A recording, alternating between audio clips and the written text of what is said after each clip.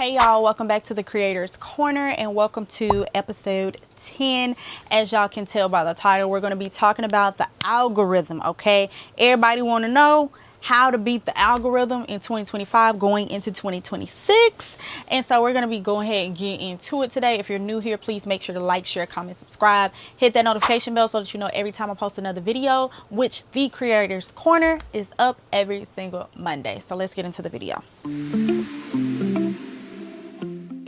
As I said, everybody want to know the topic of 2025 is how to beat the algorithm. Wop, wop, wop. Spoiler alert, baby. You can't beat it. You work with it. Let's get into it. All right, so to be clear, first thing I think everybody needs to know, the algorithm is not out to get you. It is not against you, okay? It's just not. It is literally psychology and analytics. Let's talk about it. What the algorithm is meant to do is match the right content to the right audience. Point blank, period. Right content equals right audience. That is what the algorithm is here to do. I'm just saying, I know sometime, and I'm guilty of it, we be feeling like, oh my gosh, the algorithm is not made for us, especially people who look like me. We love to say that, including myself. I have said it as well, and I probably will say it again sometime in the future. I'm just trying to tell y'all the truth. But that is what we like to say, because sometimes it truly does feel like it's out to get us. But that is not always the case. Womp, womp, womp. Let's get into it. If you understand what each platform wants, you will stop stressing and just start creating with your purpose. I'm trying to tell you, once you start to understand what each platform is for and what it truly wants to push, you will understand and you will start to push that thing, but in your way. Clock it. I just read everybody, including myself. Let's do this. So today we're going to be breaking down YouTube, TikTok, and Instagram, and what really matters right now in 2025. Let's do it. All right, so first we're going to be talking about TikTok and Instagram Reels because they're both short form video content. Let's do it. Starting with TikTok again and Instagram Reels, those are our short form queens. Okay, that's what we're going to call them today. The number one thing the algorithm is looking for right now is watch time and rewatch time. When it comes to short form content, watch time and rewatch time, watch time and rewatch time, watch time and rewatch time, watch time and rewatch. Yeah. All right. So if people finish your video and they watch it again, that is gold. That's money on the dollar, baby. Okay. That's it. That's what they want right there. So that is why a lot of times the shorter videos, the 15, 30 second, 60 second videos tend to dominate a whole lot more on those platforms. I, on the other hand, because I am coming from being such a long form content creator, I ain't made it there. Okay. I rarely make 15, 30 second short forms. My short forms are like a minute to 3 minutes. I'm just saying, it is difficult for me to remember how to niche down and stop giving out so much content in such little time. It is a very difficult thing coming from being a long form creator, but I'm learning. So what I do is my short form is still probably considered long form because it's 1 to 3 minutes. Short form nowadays, again, is really not even 15 to 30 seconds. Short form is like 7 seconds to 30 seconds nowadays. And yeah. And so that is why y'all may have been hearing the saying where people are like, post on TikTok like you post on Snapchat. Y'all heard that? Post on TikTok like you post on Snapchat. Post on TikTok like you would post on Snapchat, because Snapchat is so quick and fast. You're not posting nothing no minute on no dang on TikTok. On Snapchat. I don't even know how long Snapchat lets you go, but I don't really think you do anything past a minute on Snapchat. So post on TikTok like you would post on Snapchat. Quick, snappy, and fast. Get in, get out. Okay? 7 seconds. Get to the point and move along. Period. But the length alone, I will say, is not just a trick. It's also in the hook and in them dang on thumbnails on TikTok and Instagram Reels. It's about those as well, y'all.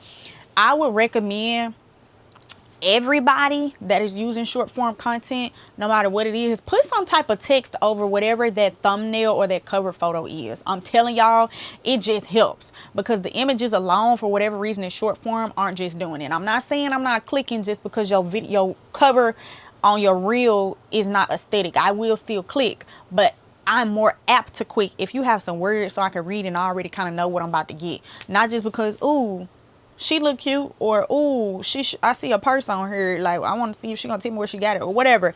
Put a title or some type of text on the top of that cover for those short forms, and I guarantee you will watch your view count grow as well as your watch time, as long as your video is about what you said. Don't be lying to us. I'm just saying.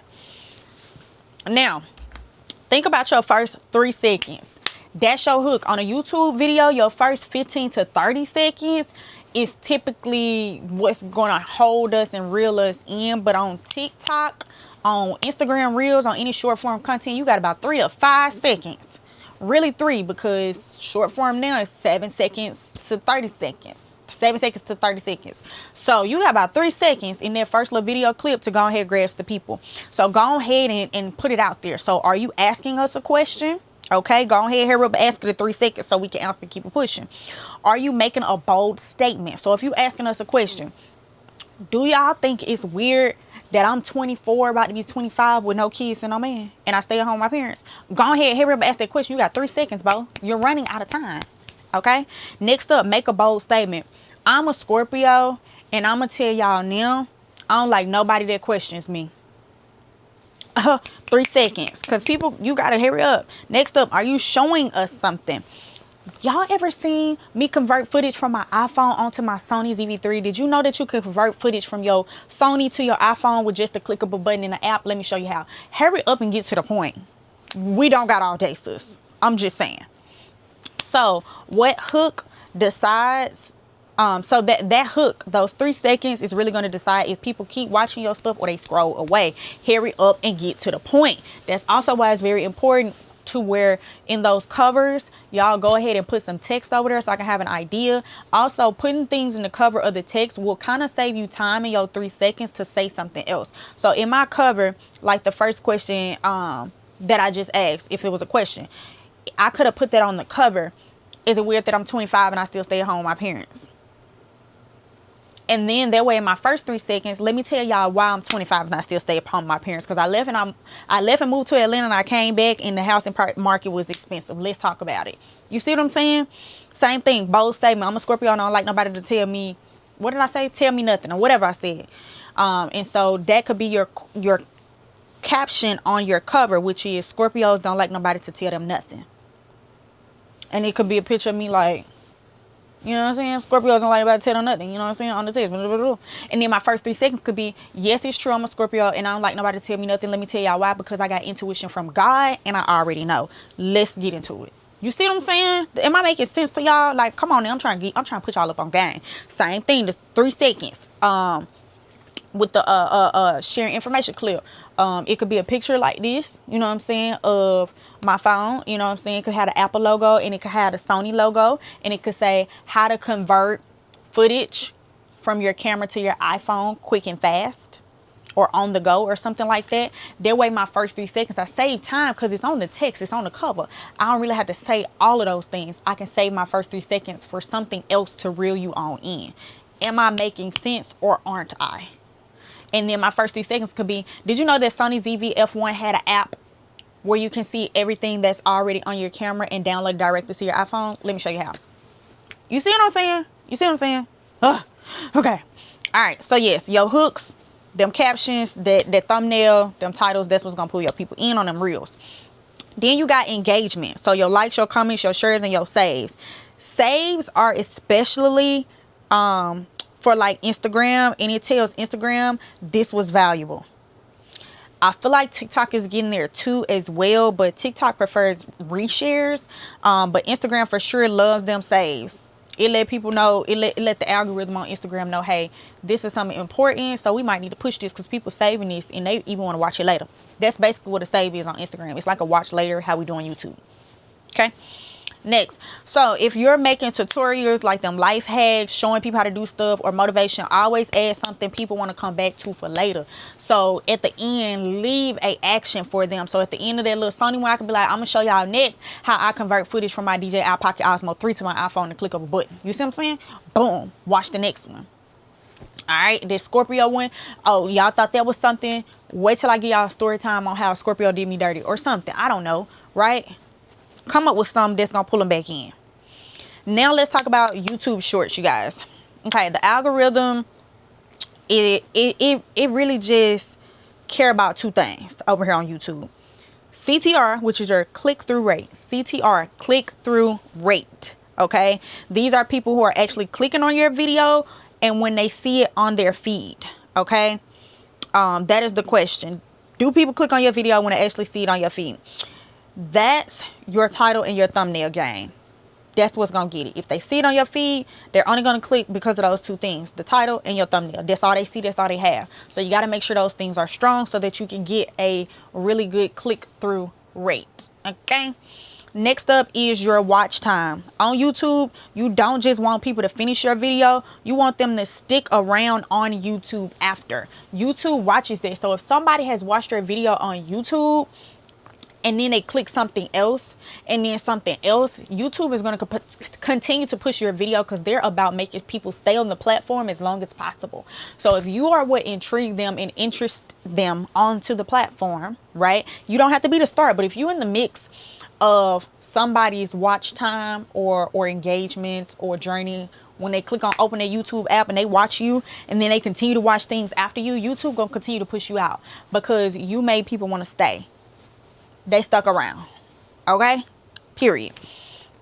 So if someone watches your short and then they end up watching another one of your shorts or even one of the long form videos that you got on your channel, you just scored your big one. You just did your big one, mama, on YouTube. I'm telling you, they watch one of your shorts and they scroll and watch another one of your shorts, or they say, oh, this was a sneak peek of this morning's vlog, this week's vlog, let me go watch the full vlog because I want to see. And they watch it, YouTube finna give you your flowers, bookie. They finna reward you. I'm just saying, they gonna reward you. So a pro tip, I want you to think about how your shorts are going to connect to your long form. So I always do mini trailers, YouTube shorts or reels of my long form content. That way I can kind of intrigue them to go watch the long form. Right. So for example, making them little trailers and then putting at the end, watch the full video on my YouTube channel. Yeah, let's do it. Last but not least, your long form. YouTube is a whole different beast. I'm just trying to tell you, long form on YouTube is a whole nother beast, y'all. You go crazy. Over here with the long form stuff, baby, watch time and sessions and your session time will rule everything. So if people click your video and they leave in 30 seconds, you're done. You're done. She's a goner. Okay. But if they stay for 7 minutes out of a 10-minute video, that's fire. Drop fire in the chat. If y'all been watching for this long, drop some fire in the chat. Yeah, because I think this is our longest video.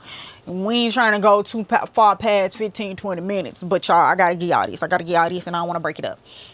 So if you've been watching this long right now, drop some fire in the chat. But as I said, if people stay and watch 7 minutes out of a 10-minute video, you did your big one.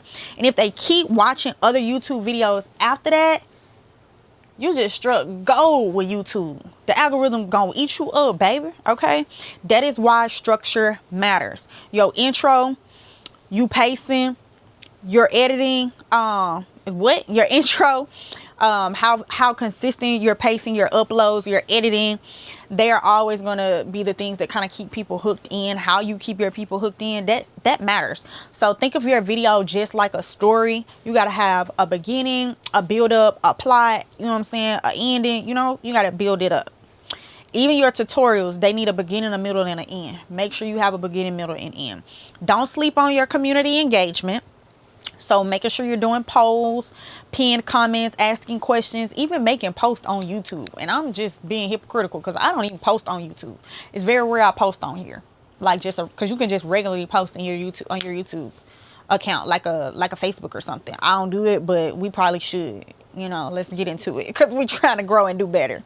But the more you interact, the more interaction that you create, the more the algorithm sees your content and your channel as valuable to YouTube. And that's what we want. So the bottom line across all platforms, y'all, algorithms reward quality, engagement, and consistency. That's it. That's all. That means content that makes people laugh, cry, argue, save for later, and engage. Okay, they need to feel something so that they can watch it or save it for later, and so that they can engage. So if your content makes people feel something, in turn, they are going to give you some type of reaction or engagement, and the algorithm will carry that further. They are going to reward you for that. So stop thinking about trying to hack the system and beat the algorithm, baby. That is not a thing. Okay, instead ask yourself, how can I send this to my friend? Or what would I, if I'm a consumer also, y'all. We consumers as well. So if I'm consuming, what's gonna make me send this to a friend?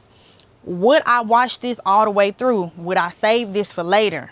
If yes, then you're on the right track. So let's make this practical. This week's homework. Let's do it. This week's homework, I want you to go look at your last 3 posts on any platform. I don't care which one it is. Just go look at your last three posts. Which one had the most watch time? And which one got the most saved, shares, or comments? Go find out. Go find out. Of your last 3 posts, what got the most watch time? And then what has the most saved, shares, or comments? Either of those things. Drop it in the comments. Which post did the best and why do you think it is? Let me know. All right. This is how you're going to start reading your own analytical data and creating smarter content. Okay, we have to learn how to read our analytics.